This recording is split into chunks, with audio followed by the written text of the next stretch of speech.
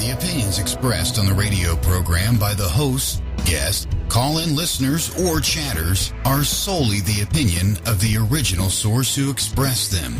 They do not necessarily represent the opinions of WHVR Digital Broadcasting, its staff members, sponsors, or WHVR DB affiliates.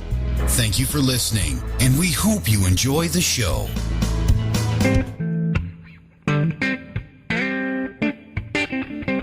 Ghost activity, fringe science, interdimensional beings, psychic phenomenon, and conspiracy theories.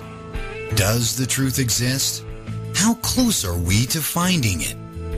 Come listen and discover the answers yourself. Welcome to the Paranormal MD, where the out of the ordinary is discussed weekly. Join your host, Mary Marshall, and her guest as they inform, discuss, and entertain you. Mary welcomes your input during the program, so call in and let your opinions and voice be heard. And be sure to join us at WHVRdigital.com, where live chat is provided. Talk radio just got weirder, wiser, and more interesting. Now, here is your host of the Paranormal MD Radio Show, Mary Marshall, only on WHVR Digital Broadcasting.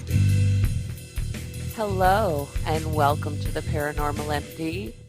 I'm Mary Marshall, your host, and it is my pleasure to be here with all of you this evening. I hope all of you listening are doing really well tonight, too. Tonight, in a few minutes, Pam, your chat master, and I will be doing an abbreviated version of Weird World News and What You Didn't Know. So settle in and down for that.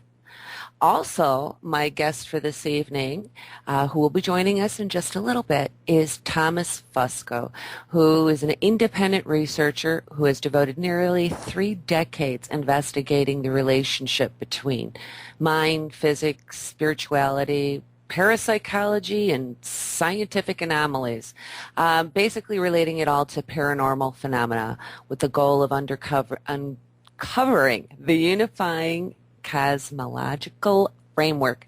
Apparently, I'm having an issue speaking this evening. At any rate, you definitely want to tune in for the interview with Thomas. He has a new model for supernatural mechanics, and his book is titled Behind the Cosmic Veil, A New Vision of Reality. And it is available at cosmicveil.com. That's COSMICVEIL.com. And if you would like to call into the show a little bit later on, we will open the phone lines.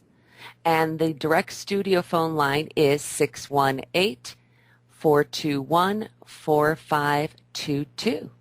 And for those of you who are listening and you're not in the chat room, come and join us in the chat room right now over at WHVRdigital.com. So whether you're experienced or a newbie, the chat room is the place to be. You get to mix with other people who are listening to the show and like-minded thoughts and comments. And also, you can pose your questions there. And Pam will relate them to me to be asked of the guest later on. Also, there is a new feature that is in the chat room, which is kind of neat. On the left-hand side of like where you would listen and chat, it looks almost like a tab button. This is a new feature that we are trying, and this will allow our listeners and visitors to record a message and send them directly to the station. So you will see this on the left-hand side of the website or on the chat, listen and chat, and it will be displayed as like a tab format. So basically, you click on that, follow the really, really easy instructions, which is basically just, couple clicks. You can leave an audio message, send it, and it gets right to the station. So that's kind of a neat new feature you might want to check out. So, Pam, as I had mentioned, as your chat master, will relay those questions to me. In the meantime, I want to bring Pam on the air this evening for all of you. She is going to be helping me do Weird World News. So, Pam, are you there? I am here. Hello. Hello. How are you? I'm doing okay. How are you tonight? I'm doing okay. We have got... Hey, did you watch Ghost Hunters last night? I did watch Ghost Hunters. I didn't watch it when it was airing, but I have watched it since. What's up with that? Some really cool new stuff we got to get. You know me. Oh, the full spectrum glasses, I'm guessing. Yes. You like your gadgets. You know I do. Ah. I think we have to add this to our arsenal. You know, they're pretty reasonably priced too, right? Cheaper than our last new acquisition. Half the price. Half the price. Well, then that's pretty good. If they work, that'll be a good thing. You know what? I'm gonna hit you. I'm gonna let you give me a story right off the bat. Give me some weird world news. Well, we're starting with the Ghost Hunters. They're introducing a full spectrum POV glasses to the hunt. And this is from, I think it was from Examiner. Says that in the season premiere of the Ghost Hunters, which aired last night, they introduced some new paranormal investigation equipment. The high-definition full-spectrum POV glasses allow team members to record everything in their field of vision in full spectrum while doing paranormal investigations. Pete Stagman. What? Okay, sorry. I was just going to kind of talk about it at this point and say, well, with the glasses, though, if they work well, because a lot of times what you have with this is a drag, because how we see and how that camera is going to see are two different things, often. So right. That's my concern. This says that it will capture evidence lurking outside the normal range of human vision. But I don't know if that would really be accurate because it's not going to look beyond your peripheral vision. I don't think glasses could, right? Yeah, it could be. I mean, I don't know. You know, I think it's really going to depend on that particular thing. I think it's a convenience. If it works, it's a nice convenience to be able to not have to carry handheld, and it's another way of documenting your evening, which would be great. I'm all about that. That's the one thing we do that all the time and use audio journals. It would be nice to have a video journal of the evening. So, right. And if it had audio with the video, now we're talking. Well, exactly. Which I'm then I wouldn't have to worry about where to put my mic. That's right. That's right. All right. Abbreviated version. Speeding through to the next one. Because I want to get to like a weird, I'm going to throw in one of my weirdo things of what you didn't know. Okay, so now this is for everybody. You're going to kind of be grossed by this, but very happy you heard this story. Is that there has been a study about germs in public restrooms. Nobody likes having to use a public restroom, when we all know that, because it's just kind of icky to think about all the germs in there and whatnot that are in the stalls that we use, especially for us females. So if you want to use the cleanest toilet and stall in the restroom, then what you need to do is choose the stall closest to the door. They have studied this. Only 5% of men and women use the stall that is closest to the door. So less use basically equates to cleanest. So here's your comparison. So they swabbed the stalls in restrooms to get a bacteria count. So working on a bacterial, gross, right? Yeah, well, units, yeah, it is. It is really disgusting. Is that on average, the stall furthest from the door, had 85,000 bacterial units, and the stall closest to the door only had 2,610. Huge, huge difference. So at least for the very, very near future, until this catches on and everybody starts using the first stall now, closes the door because they know it's the cleanest, you can know that you are using a public restroom in the best way possible if you use the stall closest to the door. So, well, now you just gave the secret away. All right. Yeah, well, it is, but it's only going to last for so long. I know. Exactly. All right, I'm going to throw one more quick one out, and everybody at home, I know you guys are all going to be trying this. All you folks at home listening. All right, so now for the stupid human trick. I actually saw this one on television. So apparently, due to evolutionary reasons, us humans have an issue with same-side coordination. And so what this means is if you stand, let's say if you're right-handed, you're dominant to your right side, I want you to take a pad of paper in your left hand and put your pen or pencil in your right hand and stand up. Then I want you to take your right leg and circle it counterclockwise. While you are circling your right leg counterclockwise, I want you to write the number 6. You can't do it. All right, well, you know I have to do this now. There's a bunch of other people at home trying this too now. You know that. Because I would be. Or they're going to be. And you can't break motions. You can't pause and stop and get that 6 out there real quick. So you've got to circle if you're right-handed or if you're dominant to your right side, pen in right hand, circle the right leg clockwise, and then write the number 6. Apparently, our brains will not let us do it. That's simple. No, the foot wants to keep going to the left. It's gonna break it. I know. It's just. Yes, I did just stand up and try it. It doesn't work. And I know. So that's our stupid human trick for this evening. And thank you. So.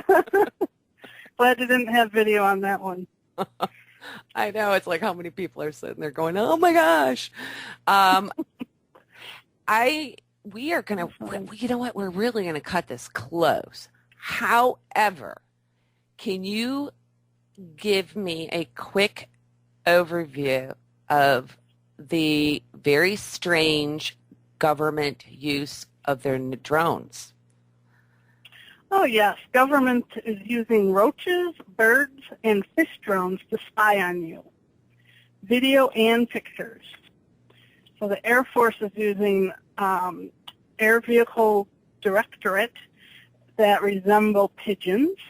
They are also using hummingbirds. And the Germans have engineered a seagull drone, all to watch everything we do.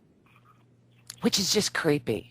So the next time, like, you're looking at what is oh, look at that hummingbird, isn't it sweet? And it's just, oh my God, it's a drone. How would you wouldn't even know. No, I'm not sure about the hummingbird one because they usually are really fast, and it says that they are propelled solely by its own rapidly fluttering wings. But now the pigeons, it says that they are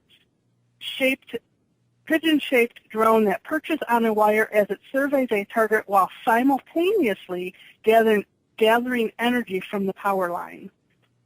So you think that innocent little bird up there on the power line is just sitting there. Well, wrong. It's watching you. That is creepy. And next time, turn around, look up, and wave. Yeah, and then they've got now, like, the hummingbird, that's in their the cameras or something are in their stomachs, right? It doesn't really say exactly where it is. It just says that the camera is in the... Yeah, with the camera. Part of the shape, yeah. In its belly. And it can fly up to, 11 miles per hour or something like that, I think? The hummingbird one does. The other two don't say how fast they do, but the seagull one is 0.8-pound smart bird, which flaps its wings and soars like a seagull. Wow. And for $65, you can have your own roach drone, which will be good until the landlord steps on it. I'm just thinking about. So you can actually buy these for, and that's pretty reasonable. I want one of those. I want to try it. You would. That's crazy that you can, you can purchase these things. Well, actually, there's no regulation on the larger size. I guess there is some regulation. You can't fly in certain areas, in certain zones. These are with the larger drones that you can still purchase. They're about $2,000 to $3,000, I believe, something on that order, something crazy like that. But go with the roach. But you could still, you could go with the roach. But you could still use these they're like model, like the airplanes, the toy ones that people fly. They're radio like that. Control, yeah, they're like radio controlled size drones. And yes, you are limited in your airspace. However, you could spy on your neighbors. I mean, it takes peeping Tom to a whole different place. You know, you look out your window. Somebody just had an interesting question. Does the fake pigeon make droppings? That was good. It's scary. They're eavesdroppings. oh, are you quick? That was even funnier. Oh my gosh. So it's very scary. Yeah, it's it is really a lot of the stuff that they have out is just really crazy, and that kind of plays in we were talking about last week. With the technology, and that's another thing that's coming into play a lot, are these drones. How can you even though deal with it when you're dealing with it the size of like a cockroach or a hummingbird? That's crazy. Well, yeah, and the smaller they are, the more easy to conceal it, and it's Big Brother's everywhere. Yeah, exactly. And then what do you do? Like, if you find them in your house, or we were to come across this now, are there even any laws that protect us? If we went, okay, go to the police station. Could you imagine walking into a police station? I have a spy cockroach here. They would. No, I'm sure it's the pigeon. I'm telling you, it was the pigeon that you would. They would just kind of lock you up. Maybe the pigeon will eat the cockroach. A whole different thing. Well, thank you for the Weird World news, Pam. We're going to have to go to a break, and when we come back from this, on that note, and when we come back. We will be speaking with Thomas Fusco. So stay tuned. Don't go anywhere.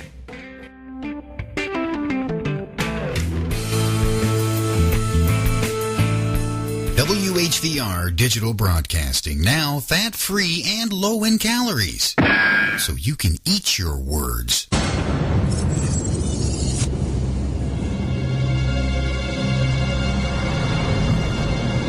Spirit Readings by Nicole. Nicole provides intuitive astrological charts, one-on-one psychic and tarot readings via telephone, Skype, or in person. To schedule your appointment, call Nicole today at 630-532-8494 or visit Spirit Readings by Nicole on the web at spiritreadingsbynicole.com. Spirit Readings by Nicole, 630-532-8494. Soul Connections. Located in Johnstown, Ohio, psychic medium Becky Ratliff offers private readings, angel readings, and tarot readings. Professional development classes and special event bookings also available by request. To set up your confidential reading or appointment, please call 614-208-9802. That's 614-208-9802. Psychic Becky Ratliff of Soul Connections. Call today to see what your future holds. Deanna Reynolds, the Happy Medium. Located in Ashland, Ohio, the Happy Medium is ready to take your call. Deanna provides intuitive readings from past loved ones, your spirit guides, and those on the other side who wish to speak with you.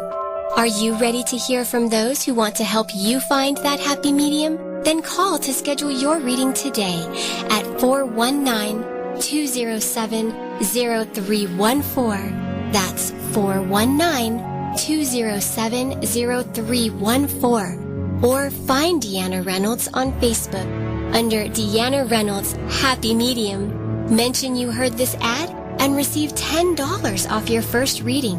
Deanna Reynolds, the Happy Medium. Call today, 419-207-0314, and see who's stepping through the veil for you. This is your radio on other networks.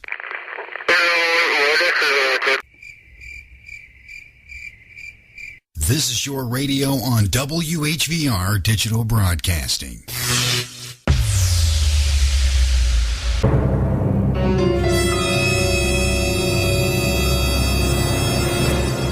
Any questions?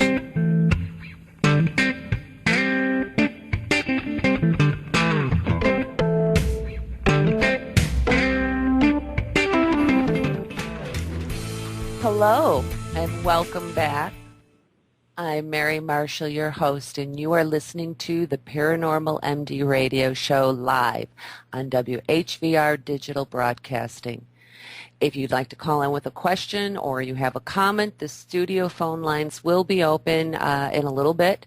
That number is 618-421-4522. If you are listening to us at WHVRdigital.com, then you know you can also take us on the go by downloading the WHVR DV phone app through Google Play. So that way you can always have us wherever you are. Also, if you would like to become a sponsor during the show or any other here at WHVR Network, you can check out the website. On there are the sponsorship packages, and there'll be more information available there. And one last note, don't forget to sign up for the Roundtable Listener Discussion Panel. This is your opportunity to be part of the show and voice your thoughts and opinions on topics that you have a special interest in. So, and now I would like to introduce you to a man whose new vision of reality and how science and spirituality plays into this all, Thomas Fusco. Thomas is an independent researcher who has devoted nearly 3 decades to investigating the relationship between mind, physics, spirituality, parapsychology, scientific anomalies, and paranormal phenomenon, with the goal of uncovering a unifying truth, a unifying framework. He has a new model of supernatural mechanics, and his book is titled Behind the Cosmic Veil, A New Vision of Reality, and is available at cosmicveil.com. And Thomas, are you there? Oh, yes, I am, Mary. Thanks for having me on. Well, I am so happy to have you here. I find it is astounding to me when to even try to wrap my head around much of what you're talking. Hello, this is Mary Marshall, and you're listening to the Paranormal MD Radio Live. And this is sometimes what happens. So, one of the things, Thomas, can you hear me? Yes, I can hear you fine now. Oh, yay! Sometimes I just think that the universe is out to get me, Thomas, when it comes to the radio. Sometimes I'm not questioning it. Well, Microsoft does own Skype now, so that could be part of the problem, too. It's just all a conspiracy. It's all... No. Can you explain, and I know this is going to be a very large question.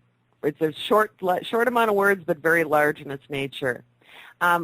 Explain to the listeners at home rather than say, hey, what is your book about, can you explain supergeometry? What do you mean by that? Oh, yeah. The book's about 408 pages. That's what the book is about. Wow. Yeah. As far as the theory of supergeometry or supergeometrics, the basic idea is this, is that in the last handful of decades, one of the problems that is facing modern physics is the challenge of coming up with physical causes for all the physical effects that are observed. Now, it's been a traditional paradigm of philosophy in physics that reality, what represents the entirety of existence, that we normally use the word reality to describe that, what reality is physical. Everything in reality is material, and all the material universe is reality. They're synonymous. But as I was saying, in the last several decades, our powers of observation with our instrumentation has become so profound that we are literally running out of physical causes to explain all the physical effects that we're seeing. And so this opens up a very real possibility that there is more to reality than what the physical universe is. In other words, the physical universe is only part of reality, that there's a non-physical aspect to it, or what I call a superphysical or super-dimensional aspect to it that isn't directly observable in our normal material realm of four-dimensional space-time, but is certainly connected to it. It's an integral part of it. And in fact, our four-dimensional reality, the physical aspect of it, emerges from this superphysical or superdimensional realm. And so one of the terms that I came up with to describe what is above the physical is supergeometry or supergeometrics. The entire fabric of space is defined by a geometric grid. So if there was something connected to our physical space-time but was above it and, in a sense, beyond it, it would actually be what we would call in physics a superset of the lower set, in this case, the physical universe. Now, since the physical universe is laid out on a geometric grid of a spatial field, what's above it would be supergeometric. It would be something above and beyond the subset of geometry. And this is where the word comes from. The geometry is a word that gives us some sort of a tangible handle that we can wrap our heads around. And the prefix super is a standard term used in physics and science when we're studying supersets and subsets. So that's what the term really comes from. A lot of folks who listen to these kinds of shows are familiar with Edgar Cayce. They've heard of him, and they know something about his work and what his ideas were. And he had a name for this same kind of concept. He called it the Akasha. And this is the same idea. If we go into the Bible, we see the Old Testament, the Jewish writings talk about the wisdom of God. Same kind of idea. In the New Testament, we read the English translation in the Gospel of John that says Word with a capital W. In the beginning, there was the Word. But the underlying Greek word for that is logos, L-O-G-O-S, which we don't have an exact English equivalent. It's a philosophical Greek term that means mind, thought, pattern, order, blueprint, matrix, that kind of a concept. And it was non-physical. It was considered, of course, in that time to be spiritual, and therefore invisible and not physical. And in the 20th century, we have a number of prominent physicists offering their own versions of this. David Bohm called it an implicate order that gave rise to the explicate order, the physical. David Finkelstein called it coherent superpositions. John Wheeler called it pre-geometry. And so my offering of supergeometry is the latest iteration of that. Now, go ahead. I'm sorry. No. You know what? It's for me. If I apologize, I didn't mean to interrupt. Sometimes it's a little clarifying. In some of what you're dealing with here, is this a conscious energy that is beyond that which we consider material? Well, you bring up an interesting term. You use the word conscious energy, and one of the things that I've tried very hard to bring into this field of the supernatural, parapsychology, paranormal, is to try to get more specific about what is a scientifically meaningful way to say something. We've drifted so far from any kind of reference to science that we often use terms in this field that have a scientific meaning, but that we completely ignore them or just are not aware of it. So conscience, we might look at that as some sort of an order or a structure. Energy would be a type of a substance in a sense. So we'd be dealing with a very odd combination there. Energy is definitely something physical. That's another thing we need to keep in mind.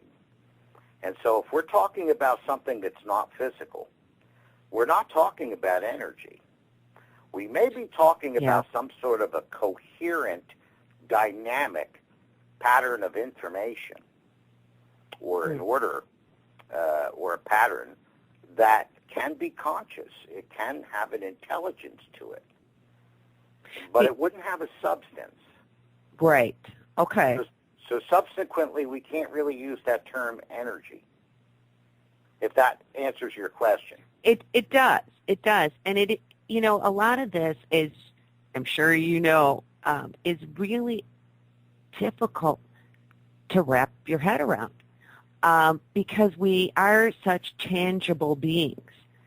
It's like, okay, we got to see it, feel it, type of thing. And trying to really grasp the newer concepts is a very difficult thing, I think, for most people. So you're... Oh, excuse me. Absolutely. Yeah, it's, you're dealing with things when you're getting into quantum and universal concepts that is just really beyond our average thought process. Oh, absolutely. If this subject was simple, there wouldn't be all this hullabaloo about it. The paranormal, defies everything that we're accustomed to and everything that we would think of intuitively or logically. So it clearly is something that's very complex. And unfortunately, in this field, science and the paranormal have really sort of gone their own separate ways for so long that science, for the most part, at least scientists, tend to poo-poo the entire field. Yeah. And on the paranormal side, there's been a tendency to simply just, throw the baby out with the bathwater. If science doesn't have an explanation and doesn't want to play, then we're just going to completely ignore science. But yet, we'll still have a tendency in this field to talk about science-y terms and science-y ideas that sound great to the uninitiated, to the uninformed, for lack of a better way to say it. There's a disconnect between what you just had mentioned. I will tell you, when I approached the college about trying to bring a class in that talked about paranormal investigating, but wanted to bring in different sciences into it, one of the first things that I knew was if to get anybody in physics or any type of department, they don't want to touch it. They do not want to touch the topic because it's that often, and they have said it, well, I can't get involved in this because then the work that I'm doing is not going to be taken seriously, at least from a college perspective. And That's then absolutely correct. And in the professional field of science, it's the same thing. We tend to forget or overlook the idea that science, the kind of work the scientists do, have to be funded. Scientists rarely come up with their own money and form a corporation and invent things. There are very serious, down-to-earth organizations and people like corporations and governments that are funding scientists for very real results. And public image and reputation all play a very large role in that. And so, I say that when you add to the kind of individuals that populate a significant portion of what we would call the paranormal community. Correct. We're talking about the gothic clothing and the muscle shirts and the flashlights under the chin and, all that thing, the flying bats, the spooky music, tarot cards, whatever. If I was an established scientist engaged in a very, important project, I'd be running to the door like a nightclub on fire. I'd want to see how fast I'd get away from you guys. And I think, too, within the paranormal community, that there is a factor that it is that real, and this is one thing that I've been preaching, is that we that are doing it have to do it more in a more serious manner, really at least attempting to use the basics of a scientific method. It's a little difficult. We know why, because we're reproducing and, But because if we don't, my thing has always been exactly what you just said. If we do not get the real scientists involved in this, you get them involved, money will follow. And then real research can be done. And this is not to be disrespectful to the average ghost hunter out there, but much like you said, putting a tool in your hand does not make you scientific. Does not make something scientific. So we need to kind of get beyond that. So what you had said originally, there's a disconnect between the scientific community and those who I guess you would consider in the trenches, so to say it. Exactly. And one of the things I'm fond of saying is that running around a house at night with an EMF meter is no more conducting science than a tourist running around the countryside with a highly sophisticated digital video camera. They're not conducting science either. And, some people are offended when I say that. But they themselves are so disconnected with what real science is. And, the vast majority of what's in the field today has been, Xeroxed, so to speak, off of the plumbers and variants thereof. That they believe that they are actually conducting science.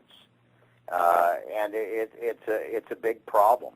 The other thing that contributes to it is, I would say, and after being engaged with the paranormal community for a few years, that probably less than 5% of that community is actually serious about the scientific advancement of this field. A lot of people pay it lip service, but are not opposed to it. But the overwhelming majority of people involved in this community are in it for reasons and getting their fulfillment thereof and satisfaction from absolutely nothing to do with science. And moreover, there's a goodly portion of that community that were science to actually demystify the paranormal, it would destroy their whole reason for being into it. They are engaged in it because it is a mystery, because it is woo-woo, because it is a thrill. And you can imagine everybody riding a roller coaster at the amusement park, and one of the riders pulls out the maintenance manual for the roller coaster. They're going to kick him out of the car. So you have this kind of thing going on, and so that exasperates the problem. Yeah, I could easily see that happening. We're going to have to take a break in a minute, but I do have a quick question from the chat room for you, if you don't mind. Oh, no. Cool. It is, do you believe that spirit energy contains any sort of measurable mass? Well, I would challenge the individual to think about the term. This is one of my pet cringes when I hear somebody use the term spirit energy. To me, what we're talking about is an oxymoron, a conflict in terms. Thomas, I was going to say, Thomas, I apologize. We're going to have to take a break and pay some bills. So if you could hold that thought, we will be right back. And Kurt, we will get your question answered. In the meantime, if you have not joined us in the chat room, please come over and join us in the WHVR chat room right now. We will be right back, so don't go anywhere.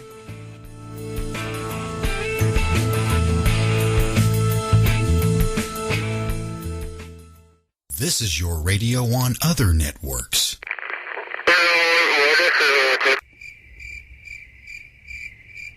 This is your radio on WHVR Digital Broadcasting.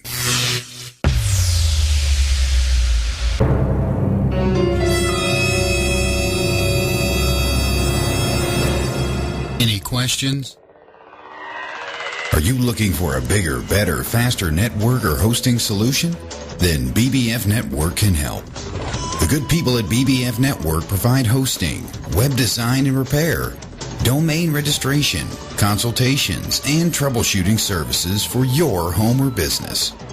Don't trust just anyone with your network solution. Trust the secure and reliable guarantee of BBF Network.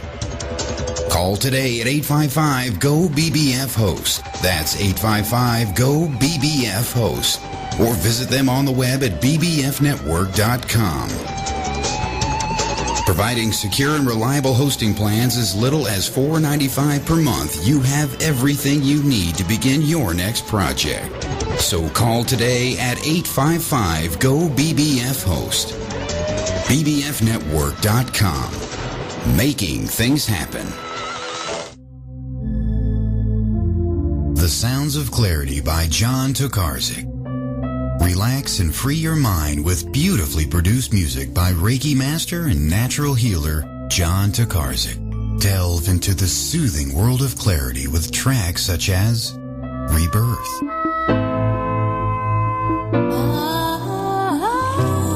Freedom, and Strength.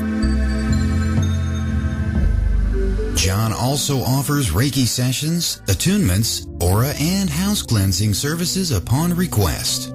For more information, visit John on the web at jtenergywork.com. Clarity by John Tokarczuk. Now available in hard copy or digital download on iTunes, CD Baby, Amazon, or directly from jtenergywork.com. Got something to say? Tell us, and we'll tell everybody. Write to info@whvrdigital.com.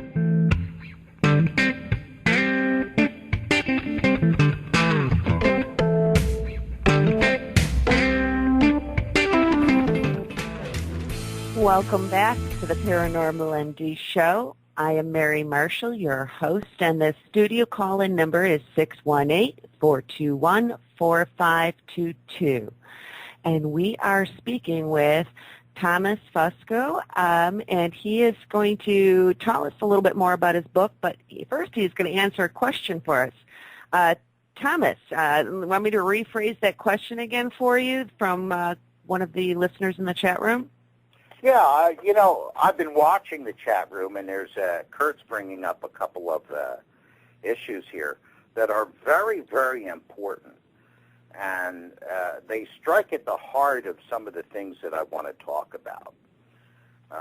So it's certainly something that I'd like to address. Yeah, please do. Kurt kind of rephrased his question. And we'll get to that in a minute, but let me make another comment about the term, quote-unquote, spirit energy, which, like I said, I believe that's an oxymoron. I believe it's like saying honest politician. Remember earlier what I was talking about is that there is a non-physical aspect to reality. This is what the core of supergeometry and many other philosophies believe. And when we talk about the spiritual realm, most people would understand that as not being something that's physical, that's something that maybe is parallel or adjacent to the physical, but outside of the physical. But yet when we talk about other aspects of it, we'll toss out these terms like spirit energy, which is a complete contradiction to the idea that a spirit may not be physical, because energy is physical. And again, this comes from this disconnect of understanding of thinking that mass or matter is physical and energy is not. Mass and energy are two forms of the same thing. They're both physical. Energy propagates, at least in the electromagnetic spectrum, as a wave. A wave has frequency and amplitude, without either of which it would not exist. It couldn't exist. Frequency is a temporal dimension, and amplitude is its spatial dimension. So an energy wave is fully dimensional in space and time, and therefore it's physical, because the spatial grid on which it exists and propagates is itself physical. Okay. Now, this is an aspect of what I talk about with scientific or with paranormal researchers.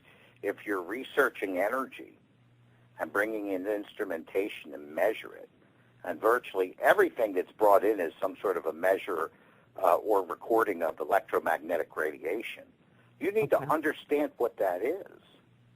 Otherwise, you're not doing any more science than somebody who's recording a jam session in a nightclub. And so you need to understand these basics. Now, when it comes to Kurt's question, we've rephrased it about mass.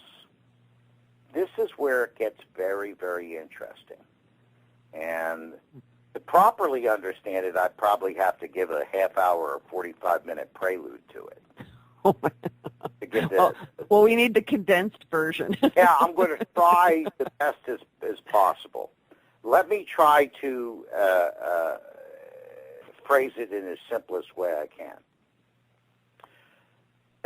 Those who are listening, the listeners, may remember that in school, in science, you were taught that there is space that surrounds all things. For an example, there's it's what Einstein called the continuous spatial field of length, width, depth, and time. and that this space surrounds all objects and all materials of any kind. So around your own body is an envelope of space-time, which is geometrically identical to the geometry of your actual physical mass. If you follow me so far. Yeah, okay. All right. Now, when you touch, let's say, the tabletop, or even touch your own face, if you remember in school, you're not really making direct contact with that object. What's happening is that the spatial field surrounding your hand is coming in contact with the spatial field that is surrounding the tabletop that you're touching. Did they ever teach this in school, Mary, or is it, you know? Well, you're asking the person, because actually anything I've learned in science was after school. There you go. During school, particularly, it was sort of like, yawn. And then somewhere after that, I was like, I really like this stuff. Why didn't I pay attention sooner? Well, here's the deal. Because Kurt mentioned something about that's very important, and this is one of the breakthroughs that I've made in this field, is the idea of, let's say, if an object is being moved paranormally, like in a levitation or something like that, or like a situation where somebody gets scratched by unseen hands or unseen claws or something like that, where it's actually making an impression upon an existing physical object in local space. So he's asking me, is there mass associated with paranormal events? Because according to the materialistic view of conventional physics, mass would be required to convey these kinds of effects to other masses in local space. A set of claws that would claw somebody is a mass. It's made of mass. If you picked up your hand and threw something, if you grabbed something on the shelf and threw it, you would have a mass that's conveying that energy. And so consequently, the question is there mass? Well, this is one of the puzzles in the paranormal, is that what we have, in my definition of the paranormal, which relates to this, is that we have non-local causality. That's what makes something paranormal, that we have the physical effect, but there's no physical cause locally connected to it. And when you think about it, that's the very heart of what is meant by something being paranormal. Right. A disembodied voice, for example, the effect is normal. The air column that carries the acoustical wave vibrates at the frequency and amplitude of that acoustic information. And that vibration is conveyed via the medium of the air to our eardrums or to a recording device, with a diaphragm in the microphone. What makes it a paranormal voice is there's no set of vocal cords locally connected to the air column. So the very definition of what is paranormal, Kurt, is that there is no mass associated with it. There's generally no mass energy normal source for these effects. That's what makes it paranormal. So based on our observations, I would say the answer is no. There is no emerging mass associated with these effects. But this is why the paranormal has been a perennial mystery. And this is how I solved it. By coming to the understanding that mass is surrounded by the bends of space, by spatial bending. And it is actually the spatial bending that interacts with other local masses. And so if you could imagine, let's say that you had long fingernails, you were in a fight, and you scratched somebody on the face. Now, you didn't touch their face. It was the bent space, the spatial envelope around your hands and your nails that did the scratching. Imagine if you removed the hand, the mass, and still had the spatial bends. It would have the exact same effect. It would be invisible, and it would appear to come out of thin air.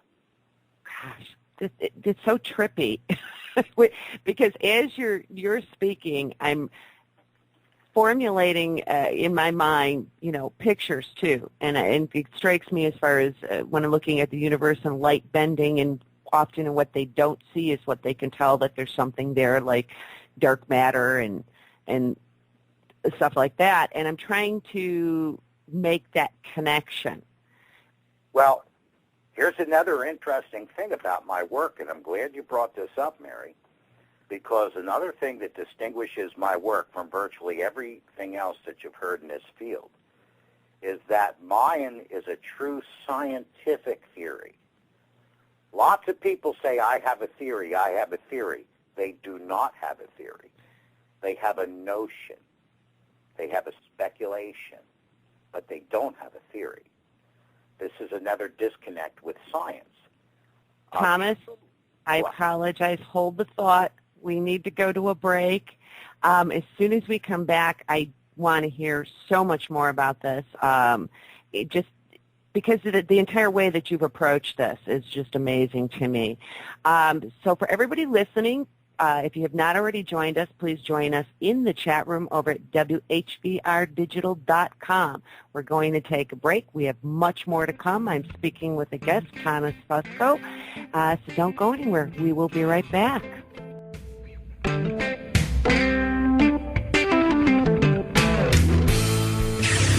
From our studios to the world, here comes more great programming on WHVR Digital Broadcasting.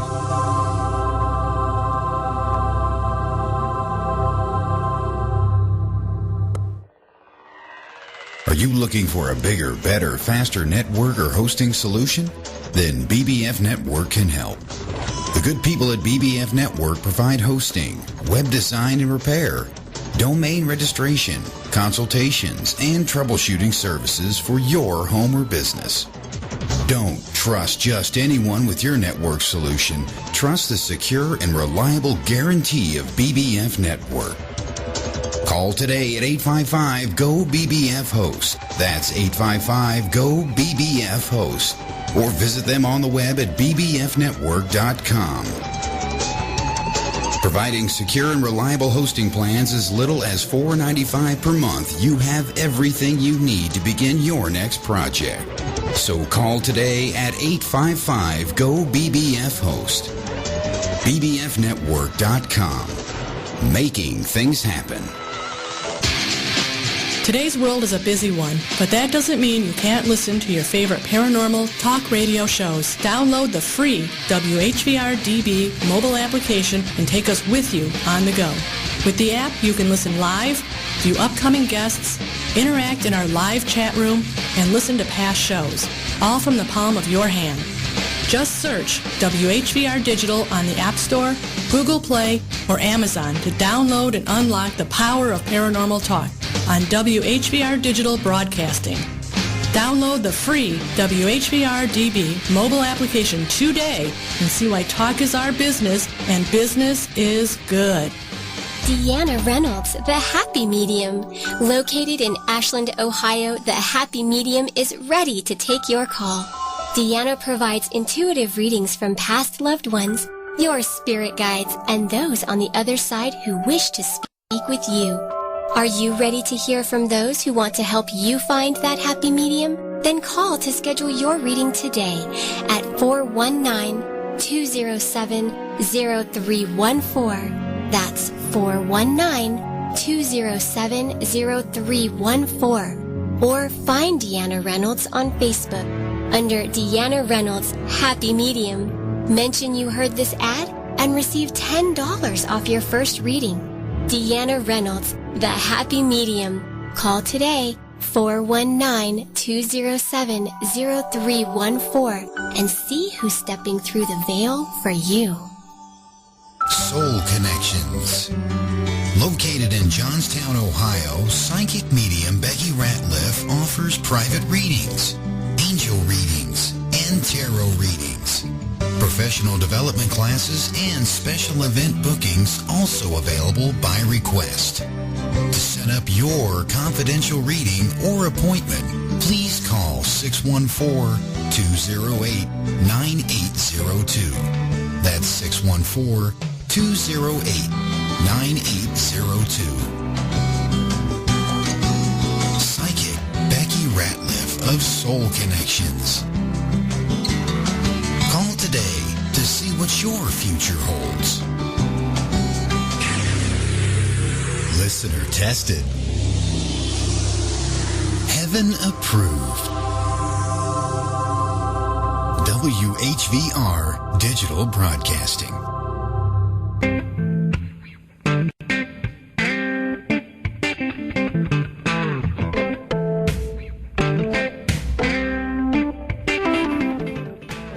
Welcome back to the second hour of the show. I'm Mary Marshall, your host, and you're listening live to the Paranormal MD Show on WHVR Digital Broadcasting.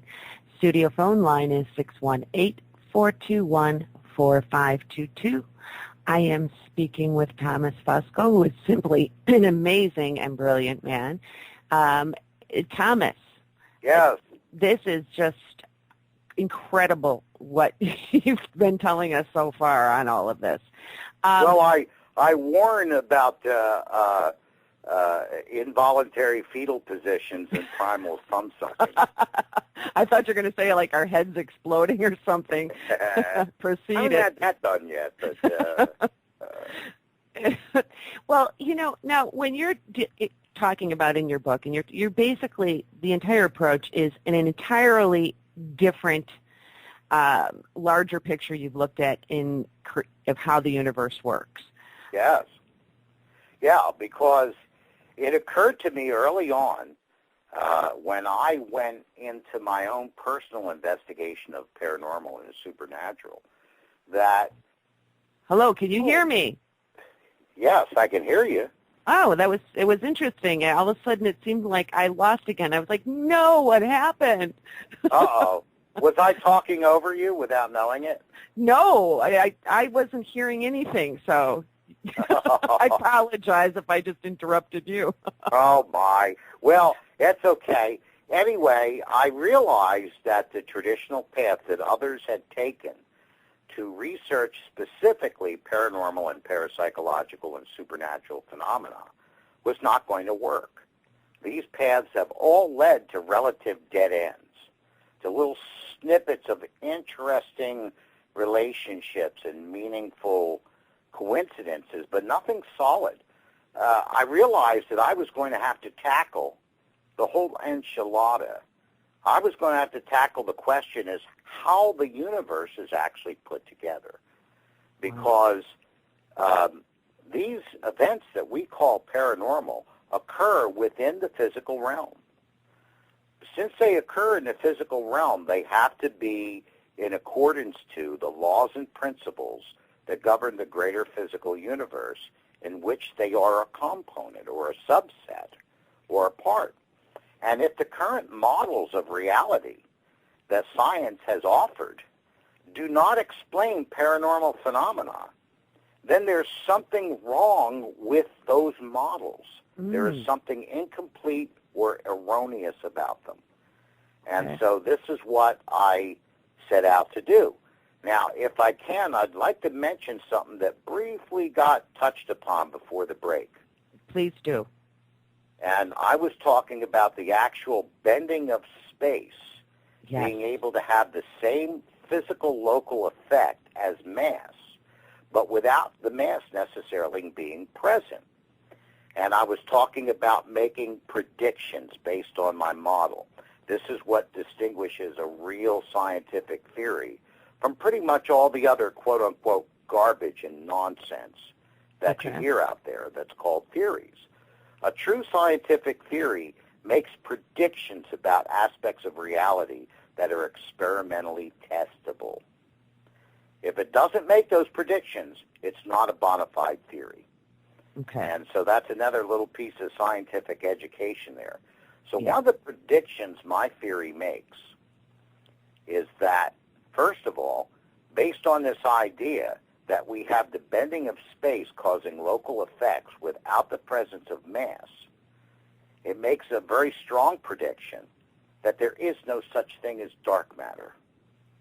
Really?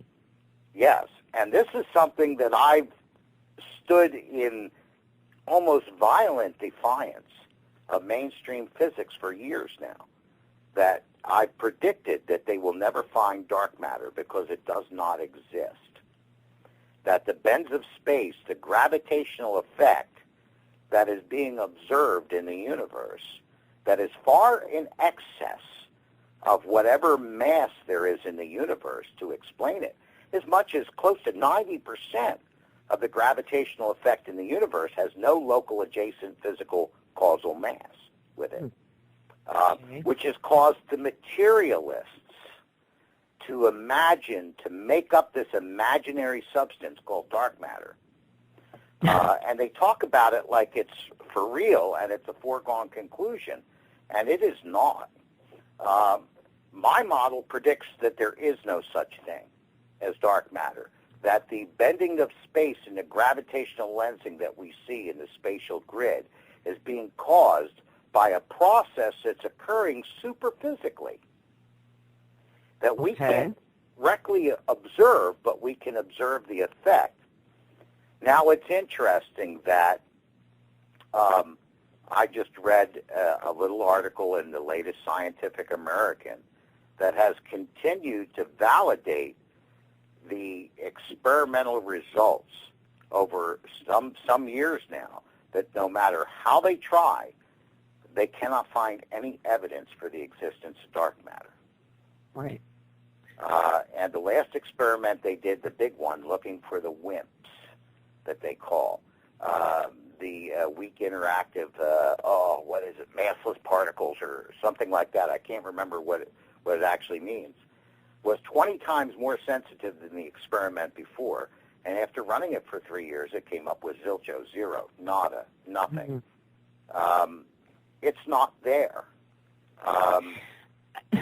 So that makes this very paranormal. Hello, we are live. You're listening to the Paranormal MD. Thomas. Yeah, now you knew this was not going to be a normal interview. You know, I had Sam Moranto on, and I had nothing but issues with audio. These are the only 2 times. I don't know what it is. Maybe it's you two. You're in over there planning this. I just know it. I apologize for this. Please continue, please. Well, what I was saying is that we have no physical evidence that mass is actually the cause of the bending of space which causes gravity. Because the vast majority of observations that we have in the universe show gravitational effect and the bending of space with no adjacent mass. So if dark matter does not exist, then the traditional view that mass, like a planet, bends the space around it and generates the effect that's called gravity is wrong. Wow. It's erroneous. One of the other problems that we have come up with in physics over the years is that we cannot find a graviton. Energy. I'm sorry. We have not? No. We have never located a graviton. Now, let's get into a little bit of the science again. Because what we're going to find out is that a lot of things that are mysteries in physics actually behave exactly like paranormal phenomena. They're the exact same kinds of anomalies physical effects with no local physical cause.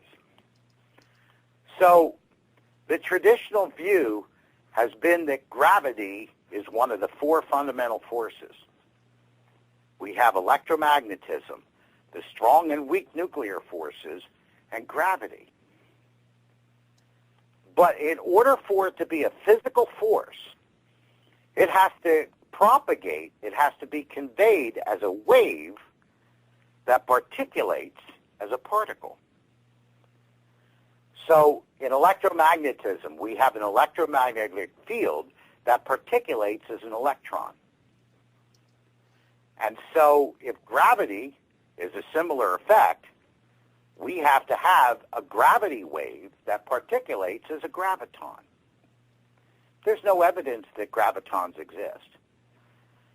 We've never been able to detect one. We've never been able to measure a gravitational wave. And in fact, our standard model of the universe, capital S, capital M, that describes the particles and their interactions that make up the universe, not only doesn't have a definition for a graviton, it doesn't even have a place for a graviton. Wow. It works perfectly without the existence of a gravitational particle. Wow. Now, this is what they didn't teach you in school. They lied. They told you they were teaching you about gravity. That was a lie. They were teaching you about gravitational effect. Okay. But they could not teach you about gravity because even to this day, we have no mainstream definition as to what gravity is. I've been lied to, Thomas. Lied to. Oh, yeah. Now, granted, your teachers were lied to also. You know, they were part of that establishment that conveyed a certain belief system, some of which was not very scientific. It was really faith-based, as it still is today. So let's turn this back around to paranormal phenomena. Okay. All right? Yep. If this theory is correct, then that means that we would have certain effects that we would be able to measure in local space associated with paranormal phenomena with the emergence of a paranormal effect. And there's a whole handful of them. So imagine if we have a bubble of gravity or a bubble of expanding space-time, Okay. which would preclude the materialization of an effect in physical space-time. This is why I say it relates to the creation of the universe itself. The universe was such a materialization. There was nothing. And then out of that no thing, that quantum singularity of infinite density and infinite smallness, that was not physical by definition. The first thing that emerged was an expanding bubble of space-time.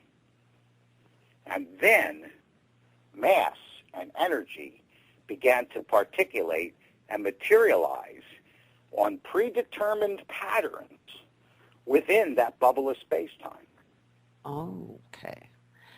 This is exactly what we see in paranormal phenomena, if this theory is correct. So let's say a paranormal event is emerging. And let's assume, let's theorize Okay. that this is because of an expanding bubble of space-time, which is being forced into local space from processes that are occurring above and outside of those four dimensions.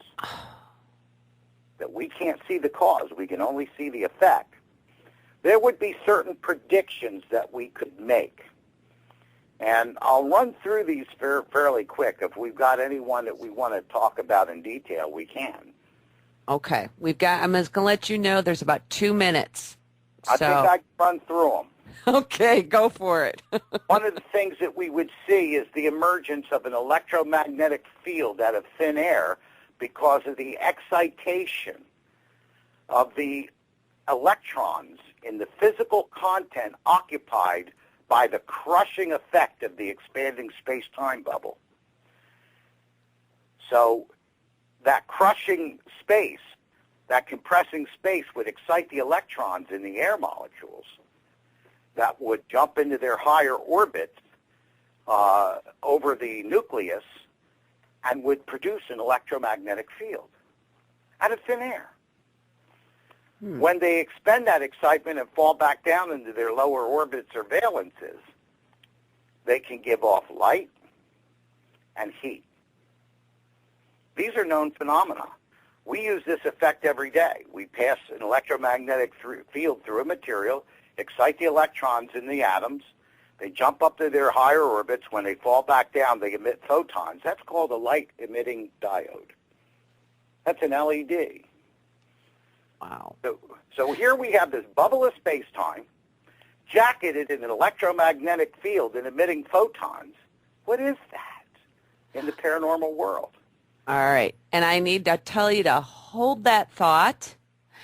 We need to take a commercial break and pay a couple bills here, so thank you for your patience.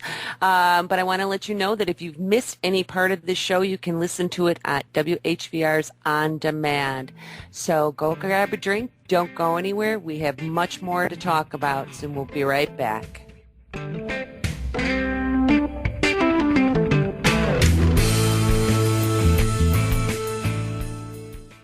Got something to say? Tell us, and we'll tell everybody. Write to info@WHVRdigital.com. Spirit Readings by Nicole. Nicole provides intuitive astrological charts, one-on-one psychic and tarot readings via telephone, Skype, or in person. To schedule your appointment, call Nicole today at 630-532-8494 or visit Spirit Readings by Nicole on the web at spiritreadingsbynicole.com. Spirit Readings by Nicole, 630-532-8494. Soul Connections. Located in Johnstown, Ohio, psychic medium Becky Ratliff offers private readings, angel readings, and tarot readings. Professional development classes and special event bookings also available by request. To set up your confidential reading or appointment, please call 614-208-9802. That's 614-208-9802. Psychic Becky Ratliff of Soul Connections. Call today to see what your future holds. Deanna Reynolds, the Happy Medium. Located in Ashland, Ohio, the Happy Medium is ready to take your call. Deanna provides intuitive readings from past loved ones, your spirit guides, and those on the other side who wish to speak with you.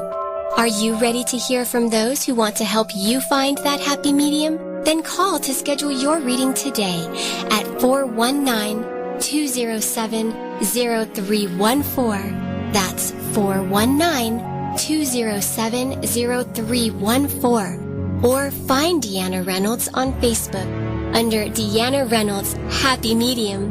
Mention you heard this ad and receive $10 off your first reading. Deanna Reynolds, the Happy Medium.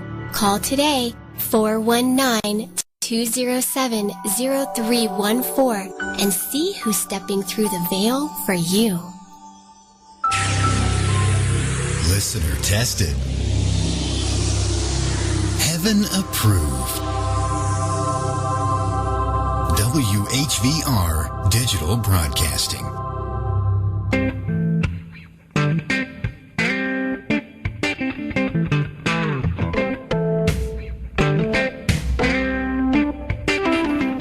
Hello. Hey. Oh, goodness gracious. I am just sitting here minding my own business, and good evening, everyone. Thank you for joining me tonight. This is Mary Marshall, your host. You're listening live to the Paranormal MD Show. have you ever wanted to spruce up your marketing for your materials for your business? And if you've ever had any of those memories that are on VHS tapes or DVDs, have you ever wanted the perfect personalized video for a loved one? Then look no further. The sky is the limit with Chum Bucket Studios. Anything is possible because it all begins with a little imagination. So please visit chumbucketstudios.com for more information. And I am joined here this evening by Thomas Fusco. He has a book that is titled Behind the Cosmic Veil, which is available at cosmicveil.com. I highly encourage you to purchase this book. He is just absolutely brilliant, and you will read and reread this book. Thomas. Yes. Before the break, it seemed to me that you were starting to describe some things that resemble a wormhole. Oh, yes. We're going to talk about that a little bit, too, if we get a chance. I know. One of the problems that Einstein, and a lot of people aren't aware of this, they've heard the term unified field theory, but they don't understand what it is or how it relates to Albert Einstein. Einstein changed the world. He told us the definitive finale, so to speak, of what the substance of the universe was made of. But what he believed wholeheartedly is that all these various elements and dimensions were once joined into a single unified field that emerged at the beginning of the universe and then, began to materialize into separate forces and dimensions, like time, length, width, depth, that these things expanded and materialized out of this unified field. And one of the problems that he had was he was never able to mathematically incorporate gravity into the equation and express it mathematically consistent through all four dimensions. Again, gravity is this great bone that sticks in the throat of physics, at least in the attempt of trying to give it a purely materialistic definition. So one of the solutions was, and this is funny because this relates to what we were talking about earlier, he needed to come up with a gravitational effect that was massless. This was one of the things that was going to help him reconcile this problem. He needed to describe a structure in local space that would be able to generate gravity without local mass causing it. And so he and Dr. Rosen got together and worked out this theoretical structure in space-time called an Einstein-Rosen bridge. And we commonly call it wormholes. Mm-hmm. And people think of wormholes in various ways because of what they've seen on science fiction and what they've heard in science fantasy and speculation, but have lost the understanding that the whole purpose and meaning behind the structure was to create a structure that had a gravitational field with no physical causal local mass. And the mouth of a wormhole, an Einstein-Rosen bridge, is not like what you've seen on TV or in the movies where it's a big funnel that opens up. That's a two-dimensional grid. Okay. A three-dimensional expression of the mouth of an Einstein-Rosen bridge is spherical.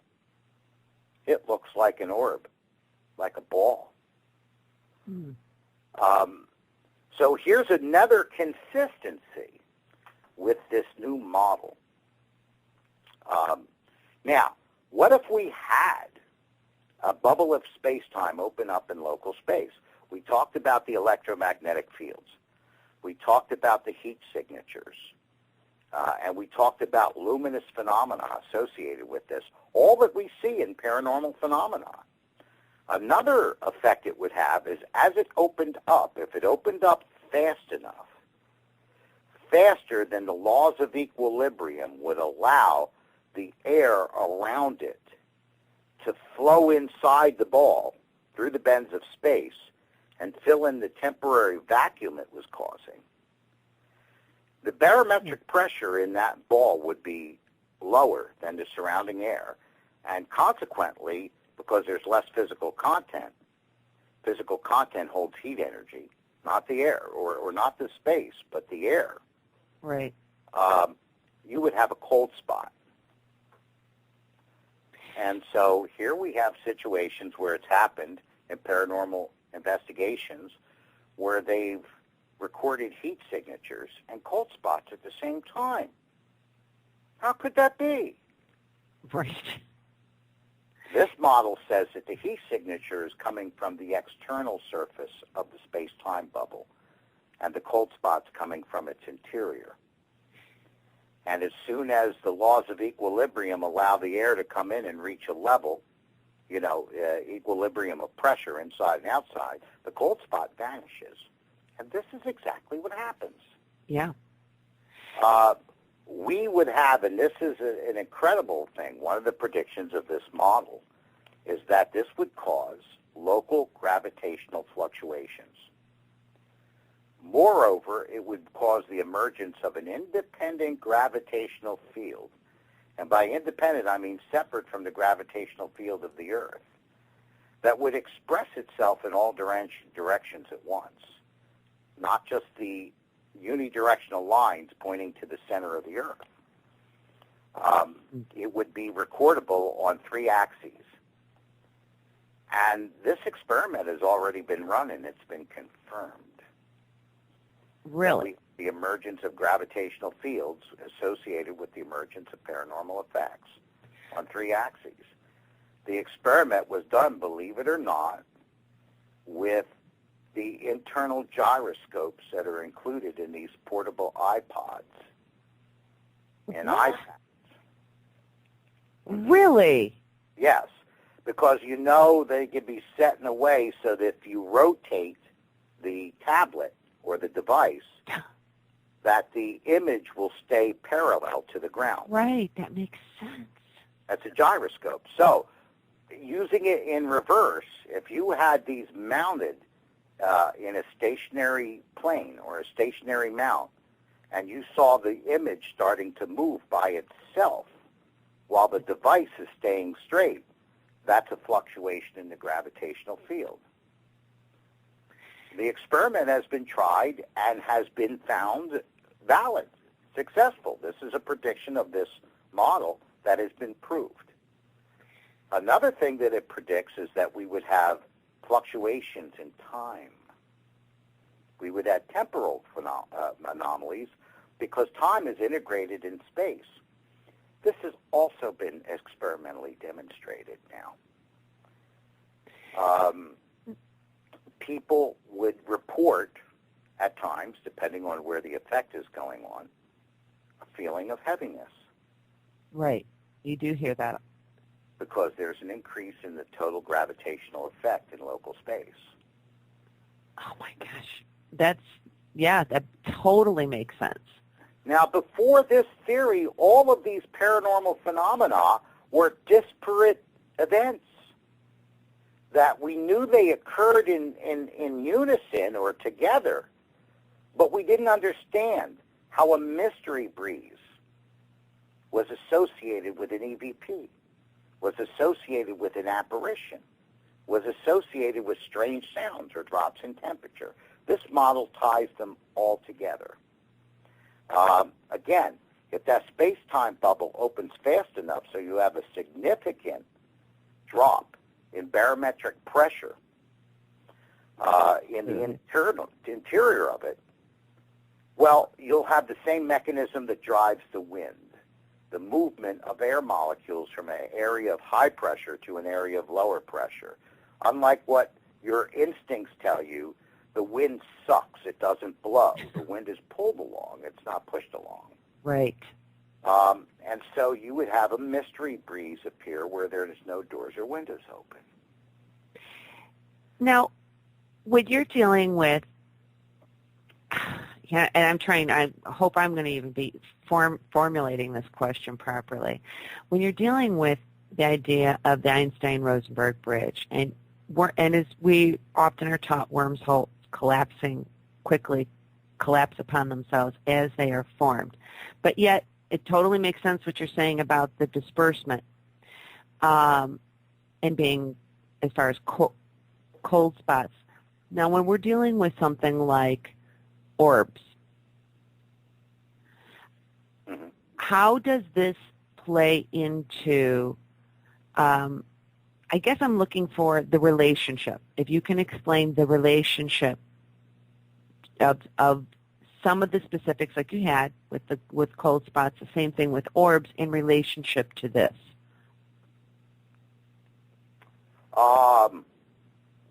Well, I thought I had. Maybe I something. Maybe I cover something. Well, I guess what it is that I'm trying to clarify is because I know a lot of people listening that are doing in this field, and they're doing, what they're trying to do their best in dealing with paranormal events. Uh-huh. So there's a certain amount of things that they can do as far as markers that they can check, barometric pressures, temperatures, which we do. We do a very poor service in tracking electromagnetic fields to what the real causes are.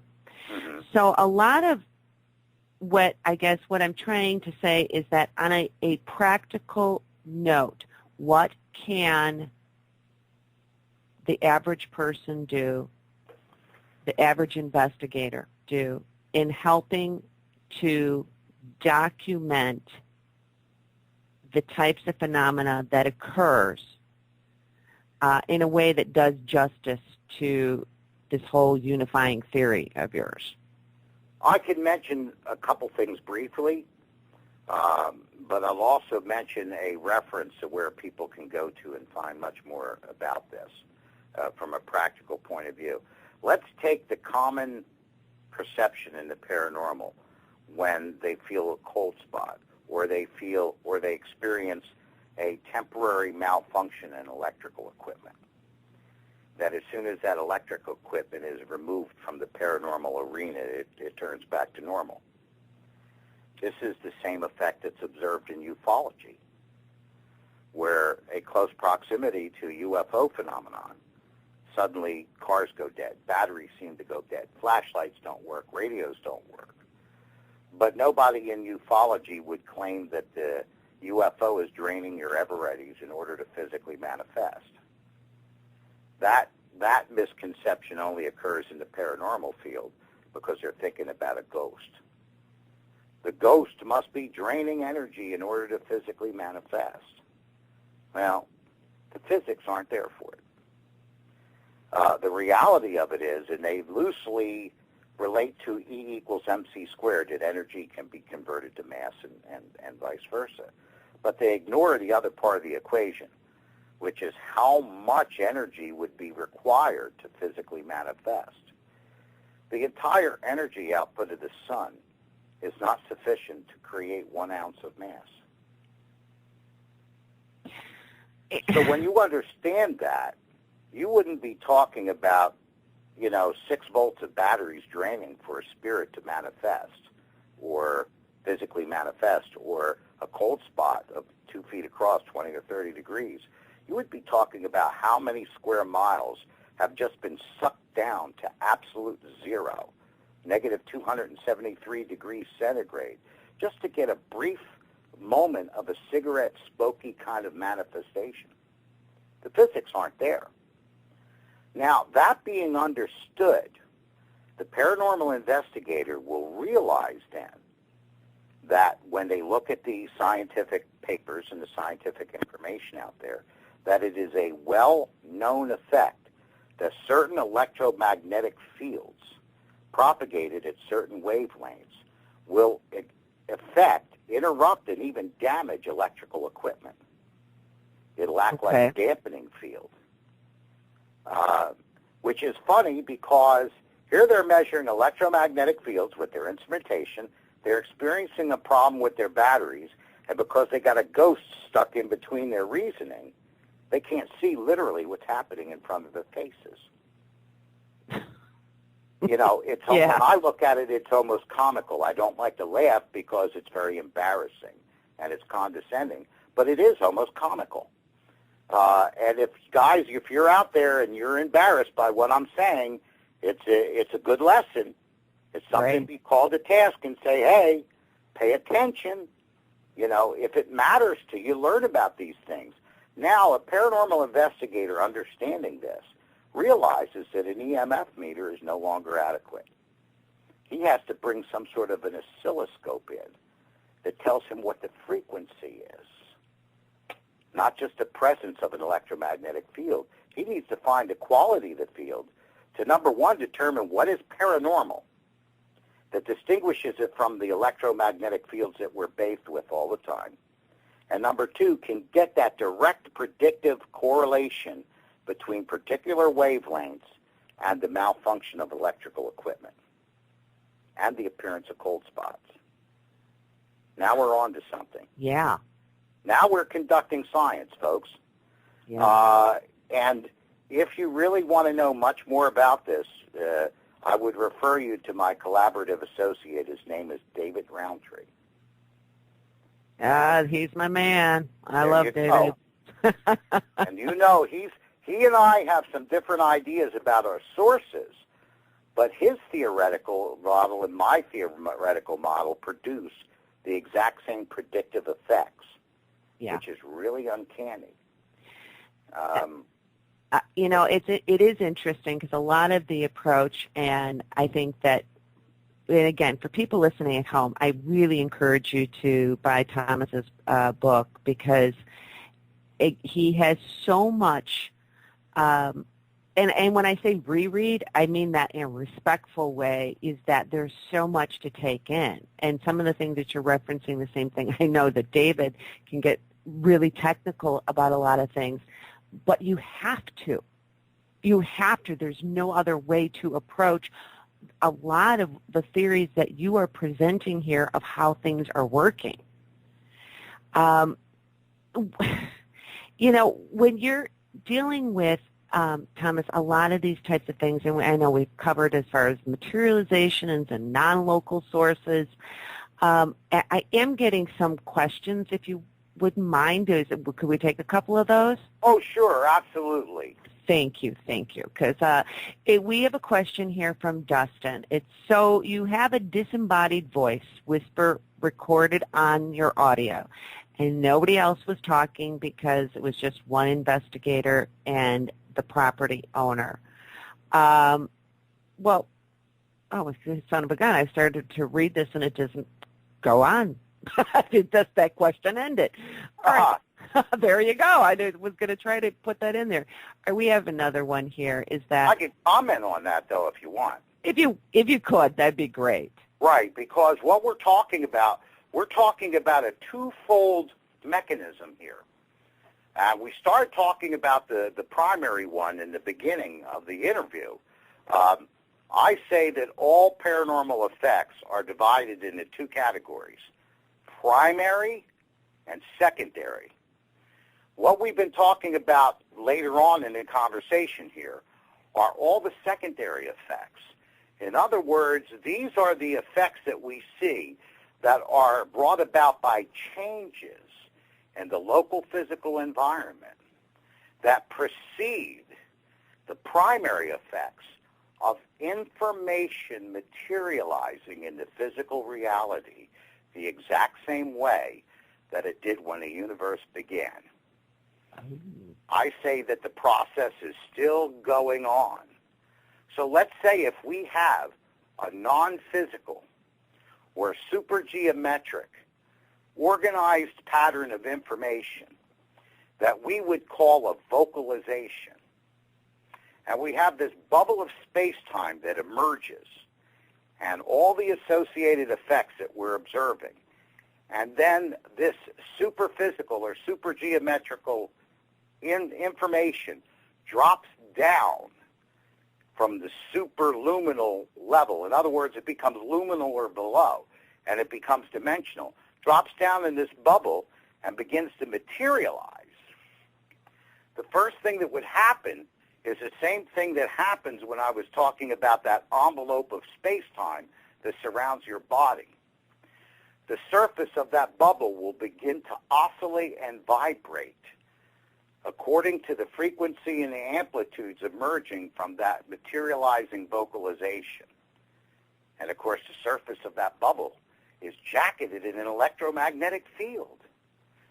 And so what we have off of that vibrating surface of that bubble is an electromagnetic propagation of a compression wave that goes out, reaches a recorder.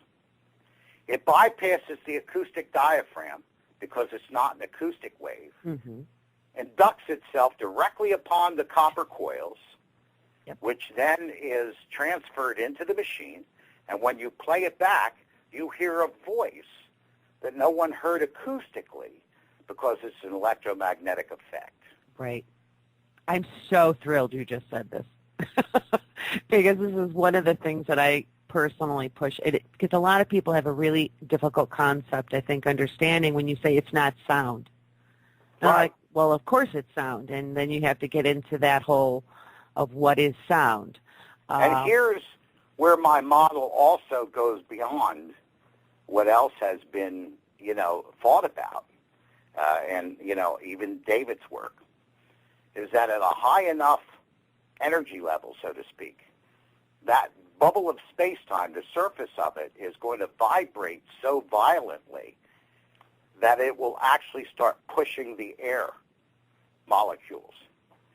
And it will cause an acoustic compression wave that will propagate through the air and will be heard by people's ears. So we have an AVP, right, audible voice phenomena, where the actual surface of space-time is acting like the paper in a speaker. It's actually serving as the vocal cords for vibrating the air column. So in that effect, the sound, the voice, is literally coming out of thin air. Wow. Because we are when just talking a little bit with the EVPs and being electromagnetic induction type process. Some of the there was a question in here, and this was from Randy, that had asked about why is it that I have captured apparitions that can physically move objects and the EMF never raised or lowered when it's shown itself, then dissipated and the objects moved. I think it might be useful if explaining that and you did do this already, but electromagnetic field, that there are natural occurrences of this, and that how the equipment reads that. What should an investigator really be using other than, hey, I got a 2.0 spike. I bet you a jelly donut he wasn't using a full spectrum oscilloscope. I'm sure he wasn't. So there's your answer. And can you explain what that does? What's the differences for people listening? Well, it allows us to detect exactly what frequency that an emerging electromagnetic field is propagating at. And if you did the research on how these electromagnetic meters, these EMF meters operate, they're very loose. They're for a very specific purpose, and most of the time they are not calibrated. And a lot of them cannot be calibrated, so that if you read the actual specs on them, the effects that people are measuring that they say, quote unquote, could be paranormal are actually within the fault tolerance of the device itself. It's in the margin of error for the device. Mm-hmm. Because now most of them are already set to my understanding is on a lot of these meters is to ignore the 50, 60 hertz, the general that we know is there. But that's not accurate. Yeah, And again, David's work has a lot more detail into this. The other thing that we know is that electromagnetic compression waves dissipate rapidly. So that, you know, if the apparition wasn't occurring 6 inches in front of them, the device may not pick up anything at all. Ah. Well, there you go. So there's your answer, Randy, because that was some of that question on that. If there were 2 particular pieces of information that you could drive home on the work that you have done in this book, what would they be that you would want people to know? Well, certainly one is this. What I have done has been finally to discover a theoretical framework in which not only all of the paranormal realm can plug into in a consistent way, but also embodies the anomalies of mainstream physics. I've built that bridge. Moreover, I can make predictions with this model that are experimentally predictable or experimentally testable in mainstream physics. I'm fond of saying, rather than trying to call scientists into the paranormal arena and say, please come and play, if you will be so benevolent to grant us that. Mm-hmm. This theory gives us the ability to walk into their arena, go into their ring, on their home court advantage, with their own home rules, and give them a black eye. They can't ignore me. Right. At the Paradigm Symposium, I spoke with a woman who has an astrophysics degree, and within 20 minutes or so, I reconfigured her entire education. Amazing. She said that you can't, because you didn't take the courses, Tom, you don't even know how many mysteries what you explained to me have just solved. That's incredible.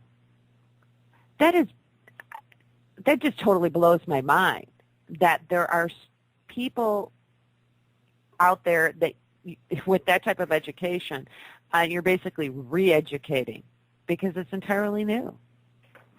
The new framework. Yeah, it is. And this is the thing that the field has been looking for decades, if not centuries. I've stumbled upon it, I believe. It answers too many questions in such a consistent way, and it makes predictions that are experimentally testable. When the experiments are run, the predicted results are gotten. You know, my biggest problem, Mary, is to convey to listeners of these shows the impact of what I'm talking about. They get it. They kind of understand what the details are, but they don't grasp a lot of times what this really means. I mean, we're talking about if we can build technology based on these principles, we're talking about anti-gravity, free energy, curing all kinds of diseases, feeding the hungry of the world, literally reproducing every paranormal effect that we observe purposefully with intention to accomplish a certain goal that we have. We can build craft that will behave exactly like UFOs are reported to behave. This is just incredible. It's just unbelievable. Thomas, we are running out of time. I actually have to end a couple minutes early this evening. We have another new show debuting. However, I just want to thank you so very much. And also, for those of you listening, please go to Cosmic Veil, which is VEIL.com. Pick up Thomas's book. It is an absolute must-read. And it is. It doesn't just change the face of the paranormal world. It changes the face of our world. Thomas, again, thank you very much for joining us this evening. And also, for anybody else that is listening here, if you have missed any or part of this show, please come and check out the On Demand. You can catch us there. Next week, my guest is Robert. He is Robert Schoch, and I hope I'm saying his name correctly, who is the author of several books that addresses Egyptology, parapsychology, and the paranormal, at least in part, that was led through his studies in ancient Egypt. Thank you again, Thomas, for joining us. We are going to be heading out of here. If you've missed any part of the website, you can go to the show website at theparanormalmdradio.com. Check out